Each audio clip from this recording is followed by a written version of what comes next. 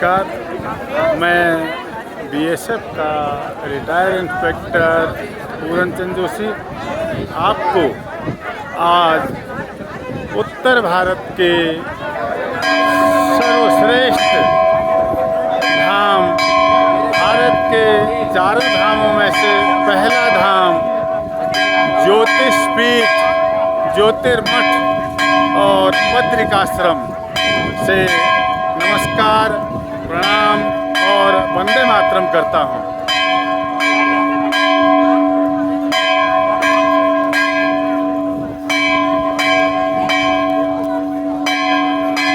मित्रों, मैं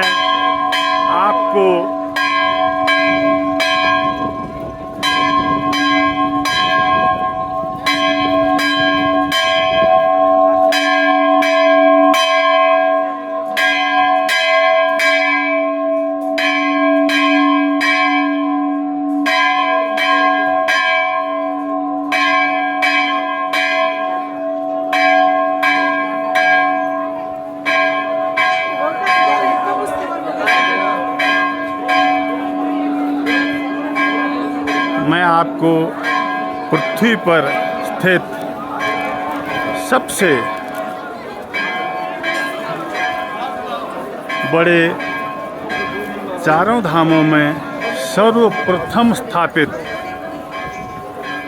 उत्तर के धाम श्री बद्रीनाथ धाम के साक्षात दर्शन करा रहा हूँ। मित्रों, अंदर लोग बाएं से आकर के दर्शन करके बाहर को आ रहे हैं। अंदर वीडियोग्राफी, फोटोग्राफी मनाही है, इसलिए मैं आपको बाहर से ही यहाँ पे दर्शन करा रहा हूँ। और यह बद्रीनाथ धाम जो कि उत्तराखंड राज्य के चमोली ज़िले में 10,500 फीट की ऊंचाई पर स्थित भारत के चारों धामों में से पहला धाम है। यह धाम भारत के 4 धामों में तो पहला है ही है। उसके अलावा जो उत्तराखंड के 4 धाम हैं, गंगोत्री, यमुनोत्री, केदार और बद्री में से भी एक है। मित्रों, यह स्थान दिल्ली से 550 किलोमीटर और ऋषिकेश से 294 किलोमीटर और रानीखेत से लगभग 250 किलोमीटर की दूरी पर स्थित है। मंदिर परिसर में भगवान शंकराचार्य की ये मूर्ति स्थापित है। इसके अलावा यहाँ पर इस समय आपको दर्शक बड़ी संख्या में दिख रहे हैं। अभी भोग का समय होने वाला है। 12 बजे से लेकर 3 बजे तक भोग का समय होता है, जिसमें कपाट बंद हो जाते हैं। और ये ध्यान के लिए बना हुआ हॉल है। जिन यात्रियों के पास समय होता है वो यहाँ पर अपना जितना भी समय है उतना ध्यान करते हैं और भगवान का स्मरण करते हैं। ये प्रसाद, जो भी प्रसाद घर को यहाँ के लड्डू के रूप में ले जाना चाहें वो ले जा सकते हैं। मित्रों, सनातन धर्म का सबसे बड़ा, पवित्र और साक्षात भगवान विष्णु का ये मंदिर, बद्रीनाथ मंदिर, जिसको मैं आपको भी पीछे साइड से दर्शन करा रहा हूँ, जो कि नर और नारायण 2 पर्वतों के बीच में स्थित नर पर्वत आपको सामने हरे रंग का दिखाई दे रहा है, जिसके ऊपर बादल लगे हुए हैं। और नारायण पर्वत इस मकान के पीछे से है, जो कि अभी मैं आपको दिखा नहीं पा रहा हूँ। और इनके बीच में यह मंदिर स्थित है। कहते हैं जब भगवान विष्णु यहाँ तपस्या में लीन थे तो उनकी पत्नी देवी लक्ष्मी ने जब देखा कि भगवान को तपस्या के दौरान धूप लग रही है तो उन्होंने बेर का पेड़ बनकर, बेर का वृक्ष बनकर उसका रूप धर करके भगवान पर छाया की। तभी से इसका नाम बेरी से बद्रीनाथ हो गया। यह मात्र भगवान विष्णु का घर ही नहीं बल्कि ज्ञान की खोज में आए अनगिनत तीर्थयात्रियों, ऋषियों व संतों का भी घर है। आज भी यहाँ बद्रीनाथ की गुफाओं में और कंदराओं में तपस्यारत संत पाए जाते हैं। मित्रों, भारतवर्ष में सम्राट अशोक के शासनकाल के समय कहते हैं कि जब बौद्ध धर्म अपने चरम पर था तो उस समय हिंदू धर्म का पतन हो रहा था। उनकी मूर्तियों को उनकी जगहों से कहते हैं कि हटाया भी जा रहा था। तो इस बद्रीनाथ धाम में भी भगवान बद्रीश की शालिग्राम की मूर्ति को उन्होंने नीचे अलकनंदा के तट पर नारद कुंड में फेंक दिया। इसके बाद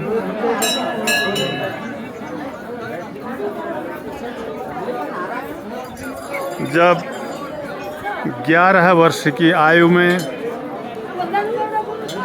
भगवान आदि शंकराचार्य उत्तराखंड में आए तो यहाँ पर उन्होंने अलकनंदा के तट पर स्थित नारद गुफा से भगवान बद्रीश की मूर्ति को निकाल करके और इस मंदिर में स्थापित किया था और हिंदू और सनातन धर्म को, वैदिक धर्म को जागृत किया था। लोगों को वापस इसकी ओर प्रबल तरीके से उन्होंने सनातन की ओर मोड़ा था और यहाँ पे शंकराचार्यों की नियुक्ति की थी। 4 धामों में, उत्तर में बद्रीनाथ, दक्षिण में श्रृंगेरी पीठ रामेश्वरम, पूरब में गोवर्धन पीठ जगन्नाथपुरी और पश्चिम में शारदा पीठ द्वारिकाधीश।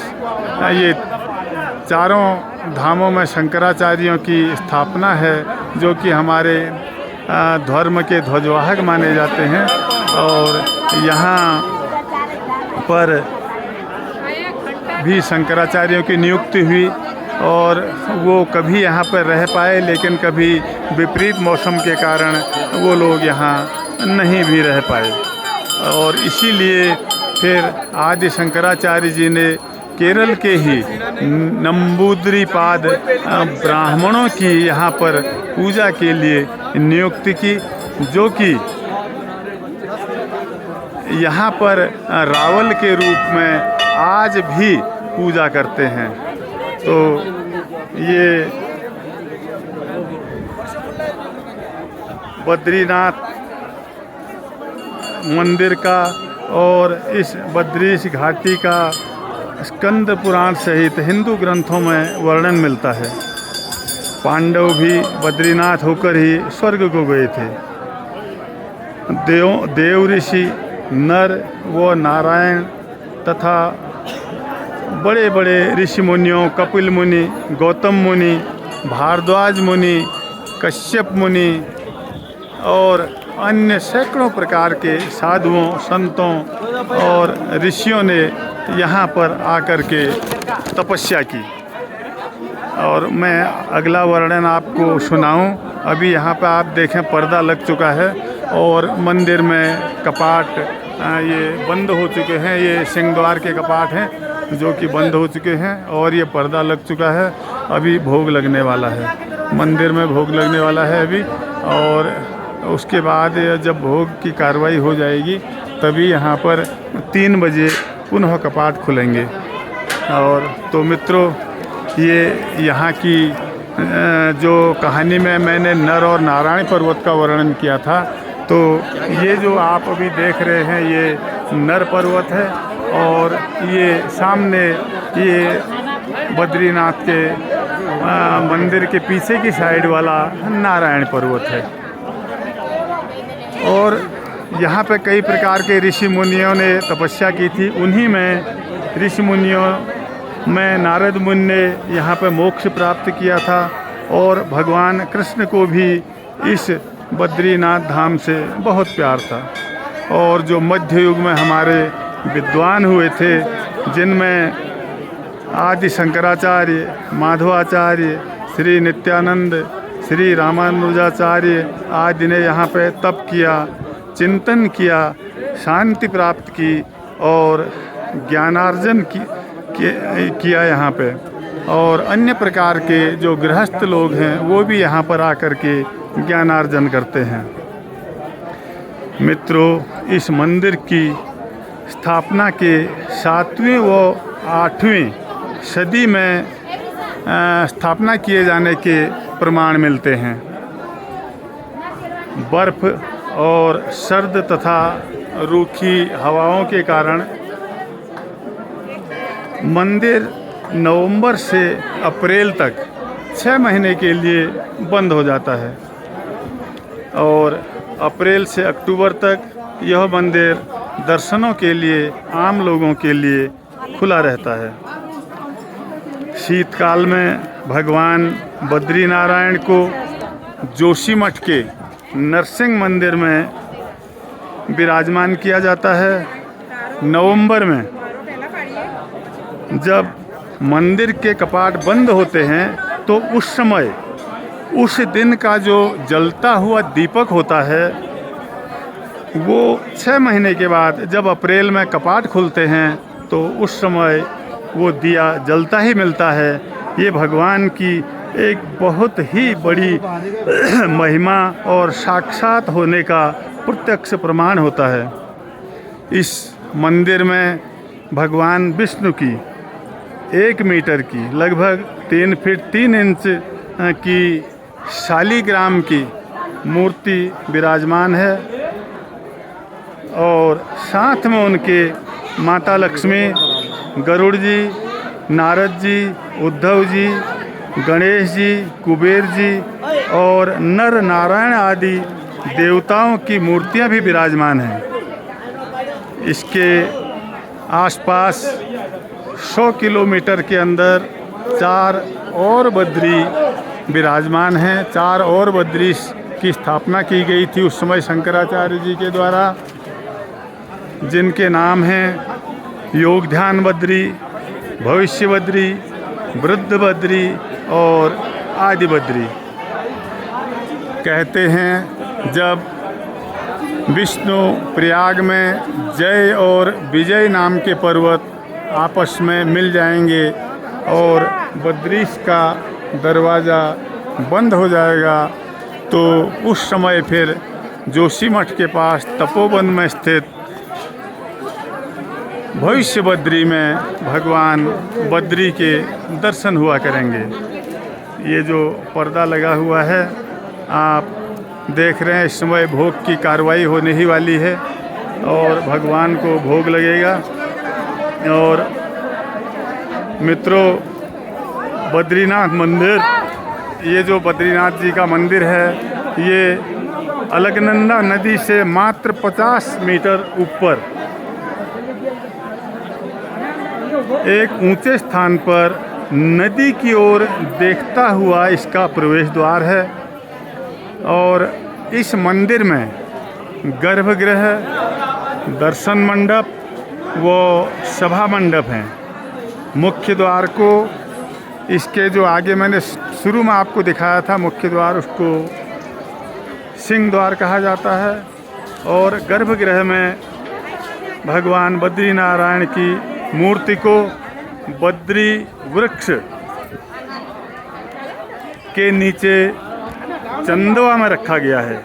यह मूर्ति स्वयंभू मूर्ति है कि अपने आप निर्मित मूर्ति है। भगवान विष्णु के जो 8 मूर्तियां अपने आप निर्मित मानी जाती हैं, स्वयंभू मानी जाती हैं, उन्हीं में से एक मूर्ति भगवान बद्रीश की यह भी है।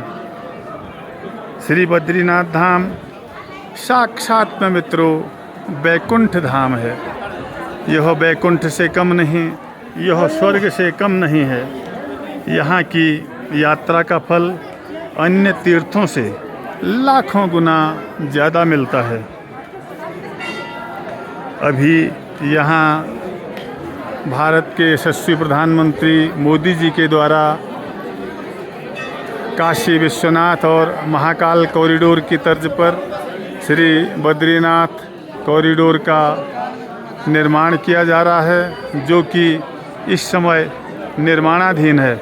और जब आने वाले 1-2 साल में यह पूर्ण रूप से बनकर तैयार हो जाएगा तो इस स्थान की सुविधाएं, शोभा और हर प्रकार की यहाँ पे जो भी ज़रूरतें हैं वो जब एक क्लास की हो जाएंगी तो यहाँ का जो दर्शन का आनंद है, जो यहाँ ध्यान का आनंद है, जो यहाँ के तप का आनंद है, उसमें भी लाखों गुना वृद्धि हो जाएगी। और श्री बद्रीश का यह धाम अद्वितीय, अलौकिक, आकर्षक, अविस्मरणीय, दिव्य एवं दर्शनीय हो जाएगा।